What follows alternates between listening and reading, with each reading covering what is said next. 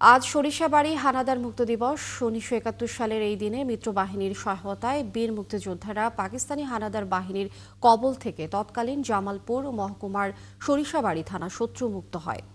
১১ December ২ শতাধিক পাকিস্তানি সেনা রাজাকার আল বদর বাহিনীর সহায়তায় জগন্নাথগঞ্জ ঘাটে অবস্থান নেয়। এ সংবাদে রাতেই নাজিম উদ্দিনের নেতৃত্বাধীন নাজিম বাহিনী, আনিস বাহিনী, রশিদ বাহিনী, লুৎফুর বাহিনী ও ফজলু বাহিনী বিশেষ সাহসী ভূমিকা নিয়ে মিত্র বাহিনীর সহায়তায় যৌথ অভিযান চালায়। পাকিস্তানি বাহিনীর গুলিতে ১১ জন মুক্তিযোদ্ধা ও নিরীহ মুক্তিকামী সহ ৪২ জন শহীদ হন। সারা রাতের প্রচেষ্টায় মিত্রবাহিনীর সহায়তায় মুক্তিযোদ্ধারা ১২ ডিসেম্বর ভোরে সব পাকিস্তানি সেনা সদস্যের ধরতে সক্ষম হন।